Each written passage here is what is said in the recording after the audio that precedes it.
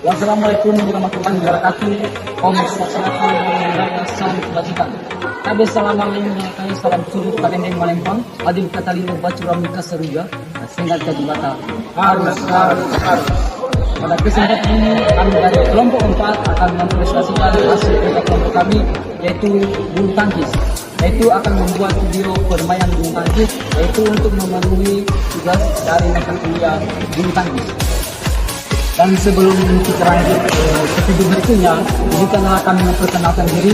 Saya Herisman Suram Banua dengan nomor induk mahasiswa 2330214008. Di samping saya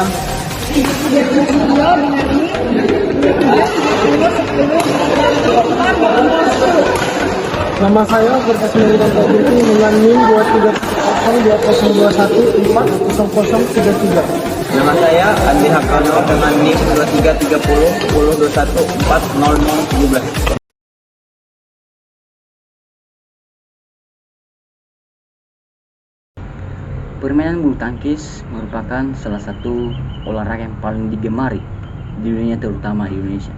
Jadi perlu kita tahu dulu bahwa bulu tangkis ini adalah salah satu olahraga yang menggunakan raket yang dimainkan oleh dua orang atau berpasangan yang saling berlawanan. Jadi jika kita ingin mengetahui sejarah dari bulu tangkis ini, maka kita harus kembali ke 2000 tahun yang sebelumnya. Para ahli berpendapat bahwa pemain bulu tangkis adalah bangsa Yunani kuno, Cina, dan India. Di Cina kuno, permainan bulu tangkis ini disebut dengan nama Jianji. Permainan ini tidak menggunakan raket, hanya menggunakan kok saja dan menggunakan kaki, mirip seperti olahraga takraw. Permainan Jianji ini mengharuskan permainannya menjaga kok agar tidak jatuh ke tanah tanpa menggunakan tangan. Sementara di India, bulu tangkis disebut dengan nama Pona. Kemudian di tahun 1870, para tentara Inggris membawa olahraga bulu tangkis ini ke Inggris. Jadi di Inggris permainan bulu tangkis disebut dengan battledores dan shuttlecocks. Permainan bulu tangkis di Inggris dimainkan secara berkelompok. Di sini para pemain menggunakan battledores atau dayung untuk memukul kok atau shuttlecock. Kemudian pada tahun 1873, pria bernama Duke Outbaupot bersama dengan temunya memainkan permainan ini di sebuah lapangan rumput di tanah pedesaannya. Jadi permainan badminton atau bulu tangkis ini menjadi hits dan tenar di kalangan para elit bangsawan Inggris. Orang-orang kemudian menyebut permainan ini dengan nama permainan badminton. Jadi olahraga bulu tangkis kemudian menjadi pemandangan harian di jalan-jalan kota Inggris kala itu, dan pada tahun 1854 Punch mempublikasikan kartun permainan bulu tangkis ini. Pria bernama Isaac Spark berat memberi nama badminton battledores New Games di tahun 1860. Setelah itu permainan ini berkembang pesat di seluruh Inggris, dan di tahun 1893 dibentuklah Asosiasi Bulu Tangkis Inggris atau Badminton Association of England. Asosiasi ini mengatur olahraga bulu tangkis dan membuat standarisasi peraturan dan turnamen paling bergengsi di Inggris, yakni kejuaraan bulu tangkis All England. Penduduk Inggris kemudian membawa permainan ini ke Jepang, Republik Rakyat Tiongkok, dan Thailand ketika mereka sedang melakukan kolonisasi di Asia. Olahraga ini kemudian menjadi permainan anak-anak di wilayah itu.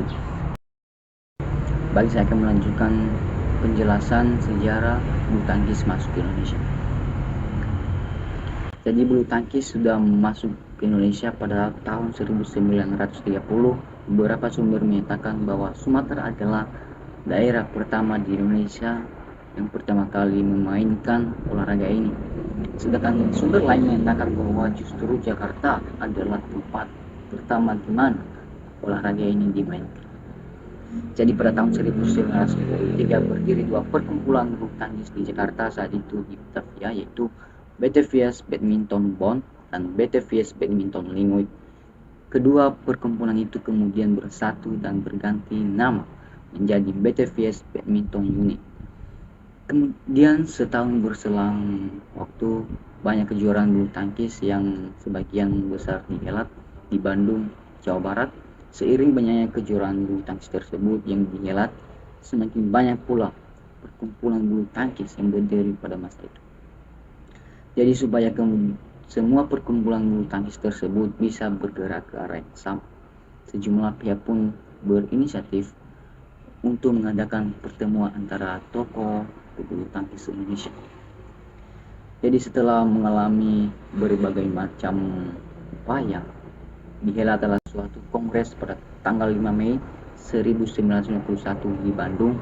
Kongres tersebut melahirkan Persatuan Bulu Tangkis Seluruh Indonesia atau disingkat dengan PBSI, dan kongres tersebut tercatat sebagai Kongres PBSI yang pertama, dan ini organisasi resmi bulu tangkis di Indonesia itu memicu terciptanya kepengurusan di tingkat provinsi dan kota madya atau kabupaten. Jadi demikian penjelasan singkat dari saya.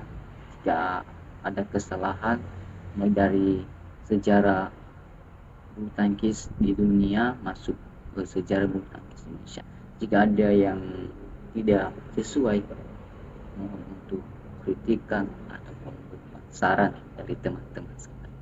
Jadi itu cuman saja yang bisa saya sampaikan. Saya ucapkan terima kasih dan dilanjutkan penjelasan. Jadi di sini saya akan menjelaskan tentang peraturan bulu tangkis. Pertama yaitu memakai peralatan bulu tangkis tentunya seperti sepatu, baju, jersey dan raket. Lalu yang kedua ada peraturan skor dimulai dari angka 0 sampai 21. Dan jika skor di angka 11 maka dilakukan istirahat, dan jika skor sama 20 sampai 20 maka akan dilakukan dash. Yang ketiga, dikenalkan sistem out jika bola kok jatuh di dalam kotak samping kiri dan untuk tunggal. Dan jika untuk ganda kotak samping kiri karena itu termasuk tim, tetapi jika melakukan servis double memasuki bagian kotak belakang maka akan dikenakan sistem out. Sekian, terima kasih.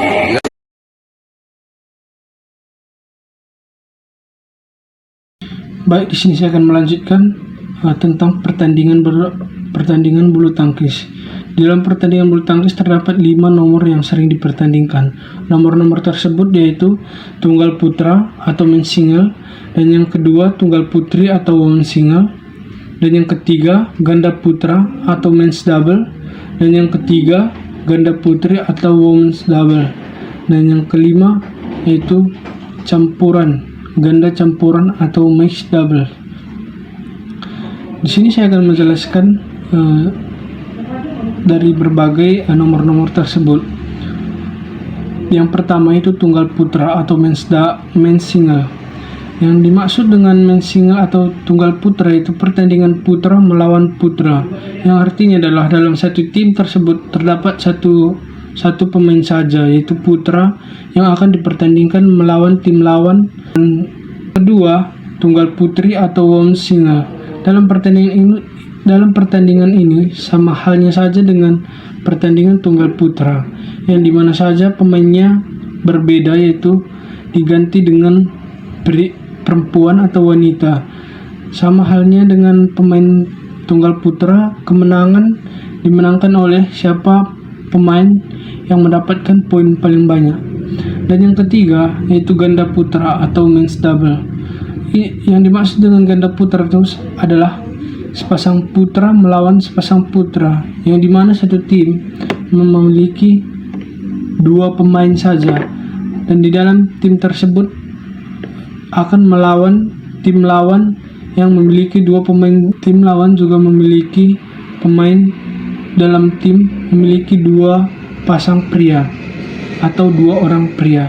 Dan yang keempat adalah ganda putri atau women's double, sepasang putri melawan sepasang putri, yang artinya adalah satu tim memiliki 2 orang perempuan dan akan melawan tim lawan yang memiliki 2 pemain perempuan juga.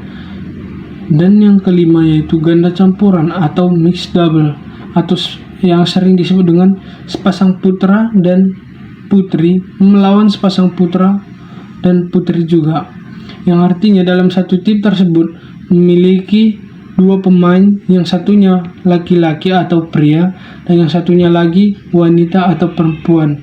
Begitu juga dengan tim lawan memiliki pemain dua orang, satu perempuan dan satu laki-laki, akan dipertandingkan di dalam pertandingan yang ada. Sekian dari saya, terima kasih.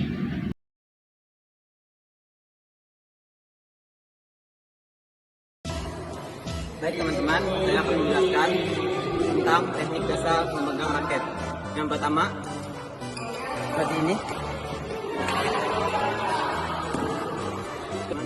Ini adalah gerakan forehand. Yang pertama,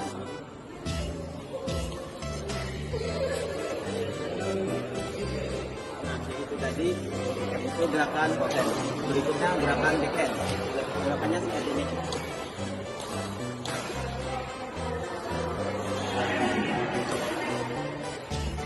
Selanjutnya yaitu adalah service.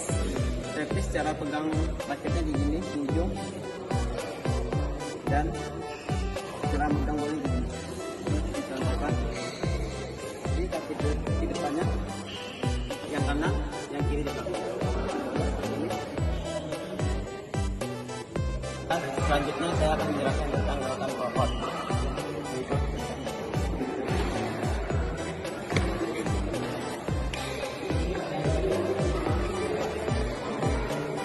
Ya.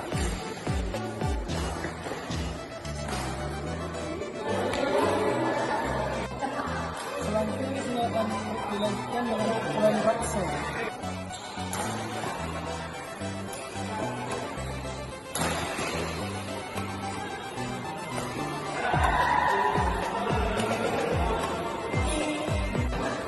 Yang kedua yaitu raksa.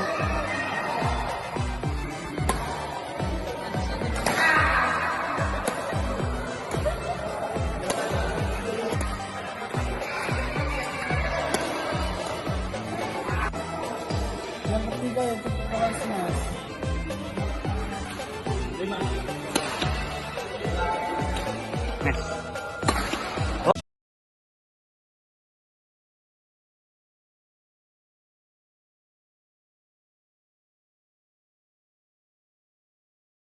Baik, demikian pembuatan video dari kami. Kami merasa banyak kesalahan dan kekurangan dalam pembuatan video ini. Maka dari itu kami membutuhkan dari teman-teman yaitu memberikan saran maupun kritikan dalam pembuatan video kali ini. Akhir kata, Lilian Cendrawasih, cukup sekian dan terima kasih. Salam olahraga. Salam.